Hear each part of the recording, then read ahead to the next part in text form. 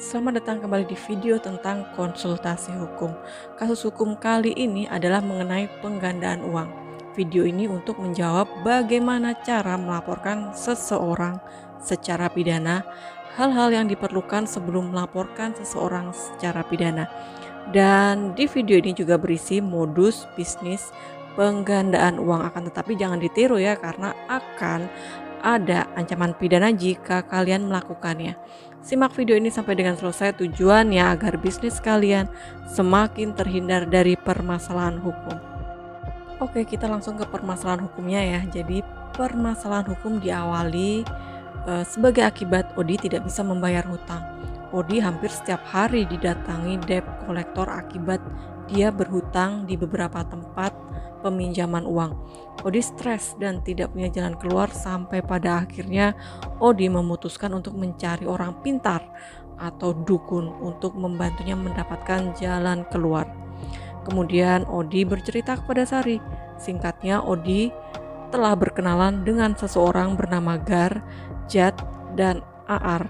Mereka memperkenalkan diri mereka bahwa Gar mampu menggandakan uang. Dan kemudian pada suatu hari mereka bertemu di suatu tempat untuk meyakinkan Odi. Adapun pada saat itu peran mereka yaitu sebagai berikut.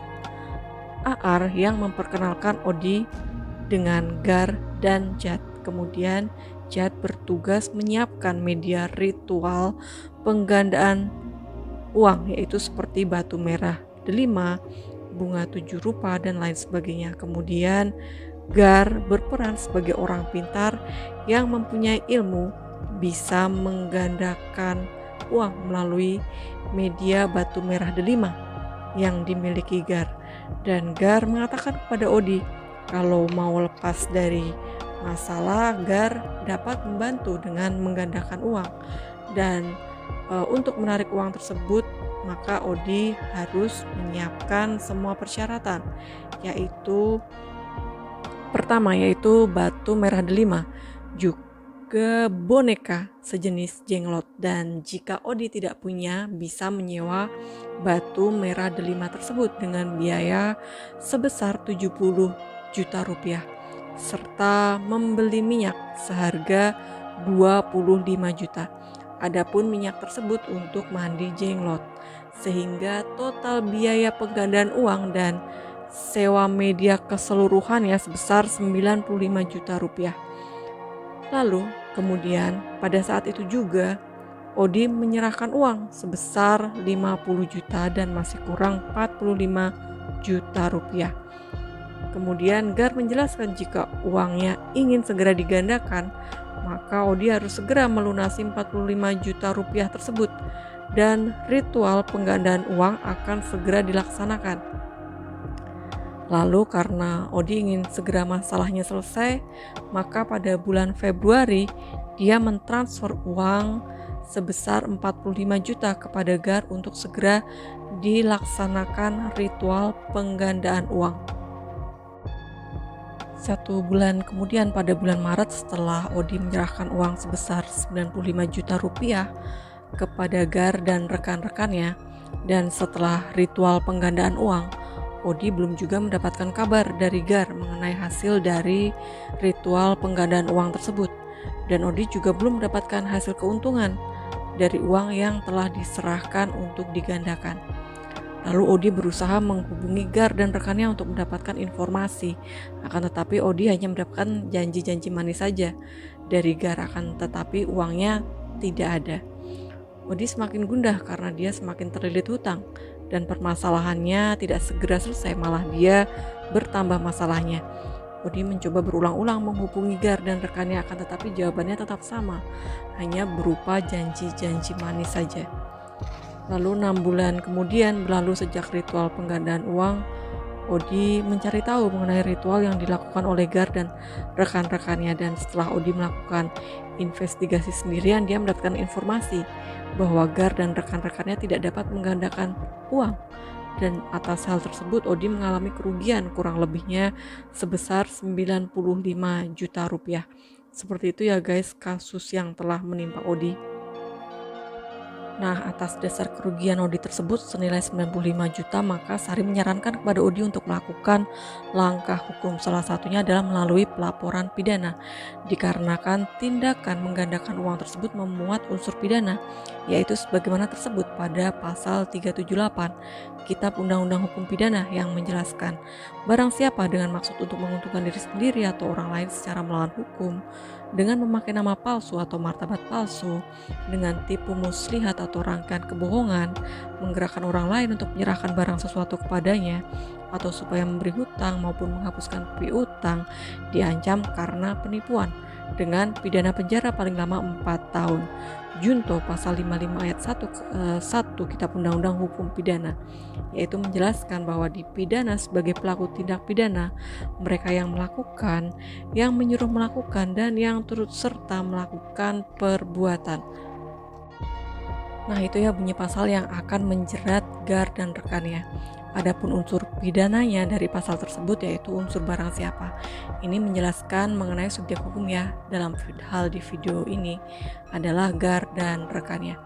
Oh ya, khusus untuk video ini fokus yang dibahas hanya Gar saja ya, agar tidak terlalu panjang pembahasannya. Di mana Gar adalah salah satu orang yang sehat secara jasmani dan rohani, dan Gar juga mampu untuk mempertanggungjawabkan setiap perbuatannya.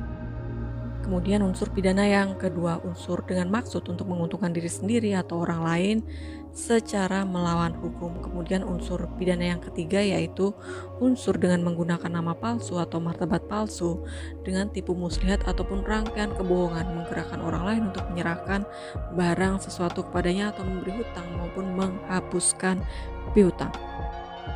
Nah, untuk membuktikan unsur pidana kedua dan ketiga ini diperoleh fakta-fakta ya, bahwasanya unsur ini dibuktikan dari fakta-fakta sebagai berikut. Yang pertama, Gar dan rekan yang menyampaikan kepada Odi bahwasanya mereka bisa menyelesaikan permasalahan hutang yang Odi alami dengan cara menggandakan uang. Kemudian fakta yang kedua, bahwa untuk menggandakan uang, Gar dan rekannya membutuhkan media berupa batu merah delima dan minyak untuk memandikan jenglot. Kemudian yang ketiga, bahwa untuk proses ritual Odi harus menyewa batu merah delima milik Gar dan rekannya dengan biaya sebesar 70 juta rupiah. Serta untuk proses ritual Odi harus membeli minyak untuk mandi jenglot dengan harga minyak sebesar 25 juta rupiah. Kemudian fakta yang keempat, bahwa Odi telah mengeluarkan biaya sebesar 95 juta rupiah untuk ritual penggandaan uang. Fakta yang kelima, setelah ritual penggandaan uang, Odi tidak segera bisa mendapatkan uang dan tidak bisa melunasi hutangnya. Lalu fakta yang keenam, Odi mengalami kerugian sebesar kurang lebihnya 95 juta rupiah karena uang milik Odi dibawa oleh Gar dan rekannya sehingga memberikan mereka keuntungan. Dan yang terakhir, Gar menggunakan tipu muslihat ataupun rangkaian kebohongan, menggerakkan orang lain untuk menyerahkan barang sesuatu kepadanya atau memberi hutang maupun menghapuskan piutang dengan maksud untuk menguntungkan diri sendiri atau orang lain secara melawan hukum. Lalu kemudian unsur pidana yang terakhir yaitu unsur yang melakukan, yang menyuruh melakukan atau ikut melakukan perbuatan. Nah, untuk membuktikan unsur ini ya, Gar dan rekannya memiliki peran sendiri-sendiri untuk menipu atau membohongi korbannya, dalam hal ini Odi, sehingga Gar dan rekannya mendapatkan keuntungan sebesar 95 juta rupiah secara melawan hukum.